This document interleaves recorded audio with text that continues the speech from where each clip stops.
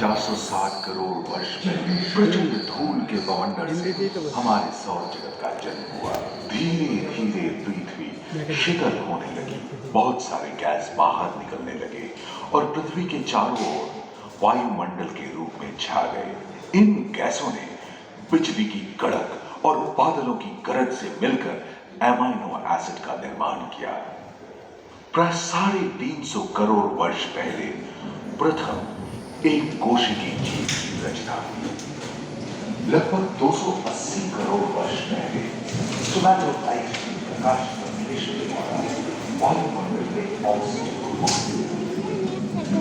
वायुमंडल में ऑक्सीजन के स्तर में निरंतर वृद्धि से 120 करोड़ वर्ष पहले एक से अधिक न्यूक्लियस वाले बहुकोशिकीय जीव का जन्म हुआ। इस क्रमिक विकास से ब्लैक जेलीफिश, स्टारफिश, नॉटिलॉइड सागर बालिका, सागर के किनारे वाले अंचल में पौधे लहराने लगे। बहुत तेजी से विभिन्न प्रजातियों की कई मछलियां विकसित हुई। यहाँ जो विशाल मछली दिख रही है उसका नाम है डार्वियोस्टस।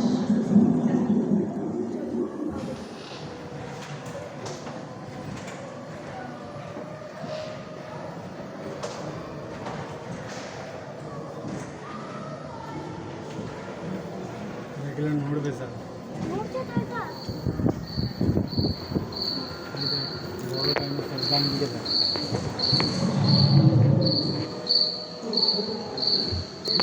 लगभग 35 करोड़ वर्ष पहले धरती पर पेड़ पौधों का जन्म हुआ, जो बढ़ते गए और घने जंगलों में बदल गए। घूम, मकड़े, आदिम पंखहीन पतंग एवं एक थियोस्टेगा जैसे उभयचर प्राणियों का आविर्भाव हुआ। सरीसृप जैसे स्तनपायी डायमेट्रोजोम प्रकट हुए, जिसकी पीठ पर नौका के पाल की तरह एक अंग था जो ताप को नियंत्रित रखने में मदद करता था। सरीसृप की तरह ही एक अन्य स्तनपायी प्राणी साइनोनेटस इन दिनों काफी प्रभावशाली हो उठा था। इसकी विशेषता कुत्ते से बहुत मिलती थी।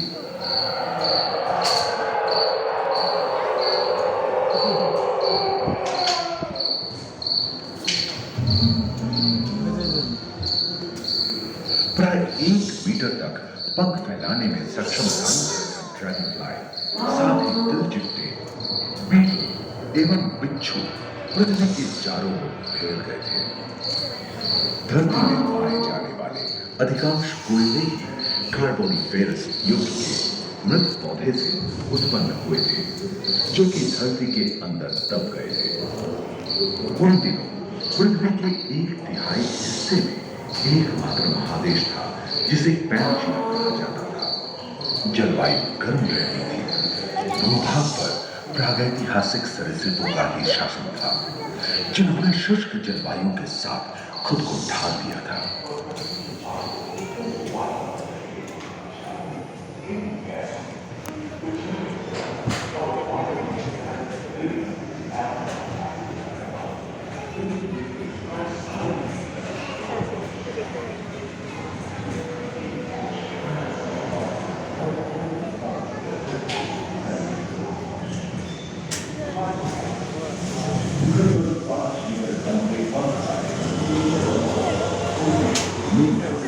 कछुओं और मगरमच्छों का जन्म लगभग 22 करोड़ वर्ष पहले इस धरती पर हुआ था।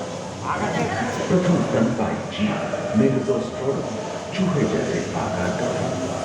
प्राचीन सरीसृप समाप्त होने लगे थे और उनकी जगह डायनासोर ने ले लिया था। ये घटना प्राय 20 करोड़ वर्ष पहले घटी थी। डायनासोर विभिन्न आकार एवं माप के थे और धरती के कोने कोने में फैल गए थे एवं जलवायु के अनुकूल खुद को ढाल दिया था। इनमें से कुछ तो गिलहरी की तरह हल्के फुल्के थे और कुछ 15 पूर्ण वयस्क हाथियों जितने भारी थे।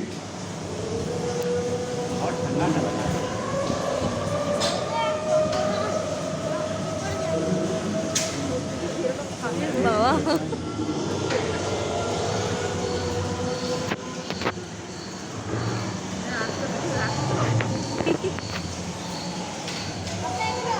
चार पैरों से चलते थे तो सियानोफाइसिस दो पैर वाले डायनासोर। ওই দেখ ওপরে ওটা কি 23 मीटर थी, जो कि एक टेनिस कोर्ट की लंबाई की थी और इनका वजन 75 टन था। सिर्फ आकाश में छाते में छा गए। प्लियोसाउरस समुद्र में रहते थे। सबसे प्राचीन सरीसृप यूनिमोर्फोडॉन हवा में उड़ते हैं। এগুলো হচ্ছে কি प्रथम पक्षी হাওয়া দিচ্ছে आर्टियोप्टेराइस का उदय हुआ। ওরে বাবা এরকম অন্ধকার বাবু হয়ে আছিস ডাইনোসরগুলো জেগে ওঠে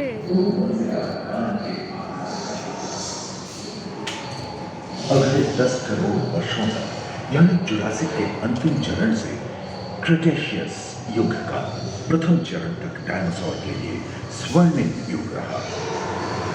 जलवायु में नमी की मौजूदगी से पृथ्वी पेड़ पौधों से भर उठी थी।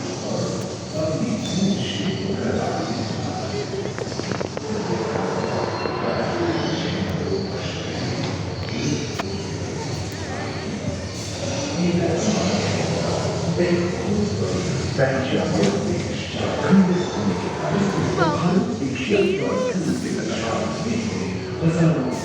महादेश प्लेटों में हलचल होने से ज्वालामुखी के रूप में लावा निकलने लगी। इसके फलस्वरूप आए भूकंप से विभिन्न भौगोलिक आकार एवं आकृतियां निर्मित हुई। स्पाइनोसॉरस की पीठ पर नौका के पाल की तरह एक अंग हुआ करता था, जिससे वो अपने शरीर के दाब को नियंत्रित करता था। वेलोसिराप्टर, गैलीमाइनस एवं ओविराप्टर जैसे छोटे डायनासोर तो ओलंपिक के तेज धावकों की तरह दौड़ सकते। पैरासाउरोपॉड्स और ओलिथोसॉरस के सिर पर गर्मी होती थी। करीबन 5 मीटर लंबे पंख वाले टेरोनॉडस उड़ने फिसलने में माहिर थे। सुनने में विचित्र लगे, पर अधिकांश डायनासोर जैसे कि ट्राइसेराटोप्स और एंकिलोसॉरस शाकाहारी थे। लम्बेसिया और भूतवारा नाम के दो भूखंड महादेश में रूपांतरित हुए एवं समुद्री गर्भ के कठोर आवरण से रॉकीज एवं अन्य पर्वत श्रेणियां निर्मित हुई।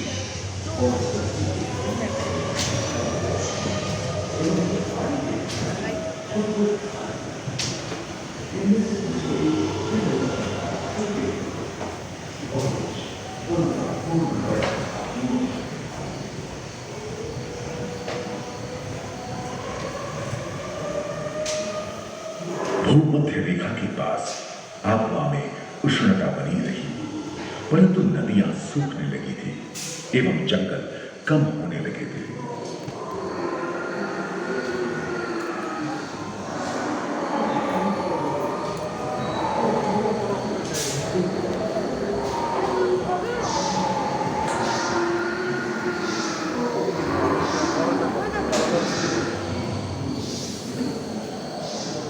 एकांत महादेश में जीव जंतुओं का विकास स्वतंत्र रूप से शुरू हुआ। सबसे पहले पुष्प वाले पौधे धरती पर विकसित हुए एवं परागण के लिए कीट पतंगों के साथ संपर्क स्थापित हुआ। वे तेजी से धरती पर बढ़ने लगे। इसी समय पहली बार धरती पर सांपों का जन्म हुआ। डायनासोर में सबसे भयंकर था टिरानोसॉरस रेक्स। भूस्थल पर इसका ही राज चलता था।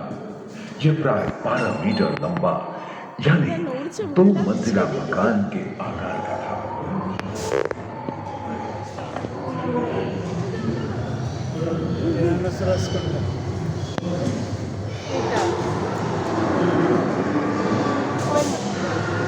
সবাইকে ধরে ধরে খেয়ে ফেলতো এটা এটা এইটা এটা এইটা एंकिलोसॉरस अपनी पूंछ के उपकर का इस्तेमाल करते थे। सभी डायनासोर प्राय 6.5 करोड़ वर्ष पहले विलुप्त हो चुके थे। एक अनुमान के अनुसार एक बहुत बड़ी रेखा पृथ्वी से जा कर आई, जिसके फलस्वरूप उत्पन्न धूल के विशाल मेघ ने हजारों वर्षों तक सूरज की किरणों को धरती पर पहुंचने से रोक दिया।